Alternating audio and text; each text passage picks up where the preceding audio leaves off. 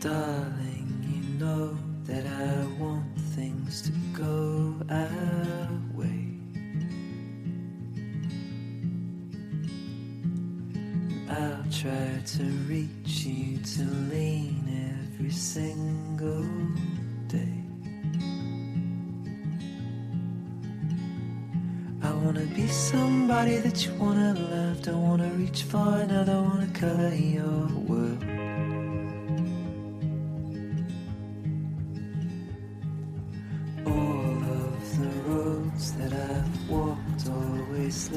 Prenez place, je vous sers quelque chose. Je vous ai gardé une table sur la terrasse. Puis quand il fait beau comme aujourd'hui, quand il fait chaud comme aujourd'hui, que ce soit en journée ou en soirée, ici à l'auberge ou n'importe quel resto, les places extérieures sont toujours choisies les premières. À la maison, les gens aménagent leur extérieur, puis c'est pas une mode, hein? C'est une nécessité. Et carrément, les gens ont besoin de respirer, on a besoin d'être dehors, on a besoin de manger dehors. C'est un autre mode complètement différent. Moi, j'ai jamais vu autant, vous savez mon amour pour l'Espagne, j'ai jamais vu autant de terrasses et de petites tables sur la rue que là-bas. Dans les passages piétonniers, c'est plein de petites tables, des petits restos, parasols, une place pour prendre une petite bière, une place pour prendre un petit tapas. Donc, ça fait partie de la vie. Il y a un sondage qui a été fait par la firme Coca-Cola. Il y a un sondage qui a été fait il y a plusieurs années.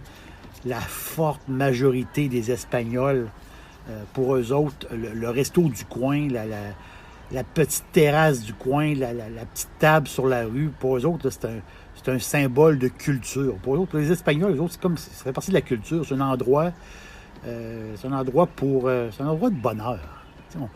On est toujours de bonne humeur sur une terrasse. C'est pas compliqué, là. C'est un endroit de rencontre. C'est un endroit de beau temps. C'est le paradis, là.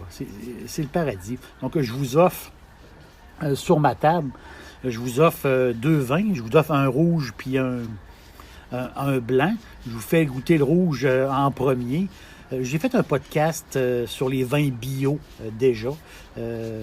J'avais recommandé un vin bio. De temps en temps, j'achète des vins bio. J'aime beaucoup ça. Mais il y a une autre appellation, une autre manière de le dire. Les vins bio, il y avait ça des vins d'auteur.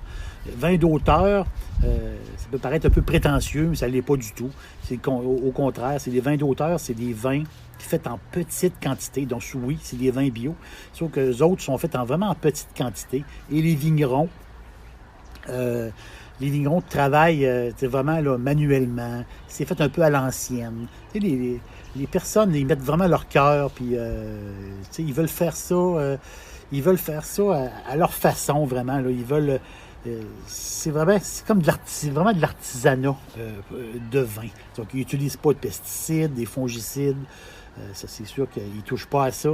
Souvent, les levures, c'est des levures naturelles. Donc, il n'y a pas d'ajout de sucre aussi dans le vin. Il n'y a pas de correcteur aussi non plus dans le vin. Donc, souvent, c'est des vins très naturels, très à l'ancienne. Puis, on peut découvrir là-dedans des choses extraordinaires. Puis j'en ai découvert un vin d'auteur, mais c'est une recommandation d'un vin d'auteur. L'auteur, c'est Massimiliano Crocchi. Donc, M. Crocchi, lui, il habite le nord de l'Italie, dans le coin de Castell'Arquato. C'est dans le coin de Parme. Donc, Parma, on se dirige vers Milan. Crocchi, C-R-O-C-I, Crocchi, lui, il fait des vins naturels, le plus naturel possible. Il utilise le Barbera, donc le Barbera, le cépage vedette du nord de l'Italie. C'est le Barbera qui est deuxième derrière le Sangiovese en Italie. Il utilise aussi le Bonarda. Le Bonarda, c'est un cépage rustique italien. Puis les Argentins, ont adopté avec succès le Bonarda, des très très bons Bonarda argentins. Il y a du fouillage à faire là-dedans. Vous allez voir, vous allez faire des belles découvertes. Et le vin que je vous sers présentement, c'est le Crocchi Guturnio Frizzante. Guturnio Frizzante de Crocchi. C'est spécial. Là. Donc, c'est un vin, c'est pas un vin normal.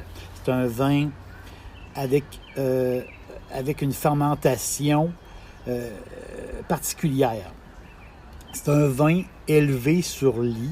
Donc, les particules, normalement, dans un vin normal, les particules mortes de levure et les petites particules de raisin, mais sont filtrées. Ils sont enlevés pour ensuite faire l'élevage du vin. Lui, Crocchi, le fait à l'ancienne. Donc, lui, il garde dans la bouteille, il garde les levures. Donc, c'est les levures qui sont mortes. Et des particules de raisin. Il reste des petites mini-particules de raisin. Donc, c'est ce qui fait un peu un dépôt dans la bouteille. Le vin, même des fois, il est un peu ombragé, je peux dire. Il n'est pas clair comme du cristal. Il est ombragé un peu. Pourquoi? Des fois, dans le vin, il y a un petit peu de particules. Mais ça n'enlève pas la qualité du vin. Et le vin, il est extraordinaire. Le vin est fantastique. Sur lit, on conserve le dépôt. Et il y a la refermentation. C'est ça qui est particulier. Il y a une refermentation en bouteille qui fait que le vin a un léger pétillant. C'est fou, là. Donc, c'est un vin rouge, comme on boit, comme on l'aime, mais quand on rouvre la bouteille, il y a un petit, ils appellent ça frizzante, les Italiens appellent ça frizzante. Il y a un petit pétillant dans la bouteille qui ne dure pas longtemps, mais il y a un petit, on le voit, là, on le sent qu'il y a un petit pétillant. C'est pour ça qu'il y a eu refermentation en bouteille. C'est un rouge de terrasse, là. C'est un rouge d'été. Il est excellent, il est excellent. Il vient d'une région aussi. Le vin rouge et la région, c'est une région de terre rouge aussi. Il y a beaucoup d'oxyde de fer. Là. C'est une terre un peu particulière. C'est des vignes de 30 ans. Vraiment, là, on sent la framboise à plein nez. Là. Une belle acidité, très digeste parce que, justement, il y a un pétillant dedans. Il y a un léger pétillant. Pas comme du champagne non plus, pas comme du mousseux. Très, très fin, très petit. Que même des fois, on arrive à la fin de la bouteille, il n'en reste plus. Mais on le sent que c'est un vin très, très digeste. C'est parfait pour l'apéro. Là. C'est un vin qui donne faim. C'est pas compliqué. Là. Moi, j'adore. Regarde, on sert ça comme ça. Là, petites olives dans l'huile, un peu de crudité, des choses comme ça, des petites amandes. On picosse, mais vous allez adorer le Crocchi. Goûtez-y, vous allez voir Crocchi Guturnio Frizzante. Vous allez vraiment triper. L'autre vin que j'ai à vous présenter, c'est l'Aveleda. Aveleda, c'est un vino verdé que j'aime beaucoup, très léger, un vin très sympathique, un vin, carrément un vin de terrasse, petit côté citronné, melon-miel. C'est un vin pour être dehors comme aujourd'hui, avec un beau soleil. Je me souviens, j'ai un souvenir de mon passage dans la région de Coimbra, au Portugal, dans un petit restaurant. La dame m'avait apporté une bouteille de vin, et puis je n'avais pas commandé. Et cette bouteille de vin-là, en fait, faisait partie du repas. Ça venait avec le repas. Donc, il n'y a rien de plus typique portugais que le vino verde. Ça vient avec le soleil. Et aussi, le vino verde a un léger pétillant qui est vraiment très agréable, très le fun à prendre avec des petits tapas à grignoter. Ce n'est pas un vin d'auteur. Ici, c'est un vin de masse. L'Aveleda, c'est 15 millions de bouteilles par année. Donc, les gens l'aiment beaucoup.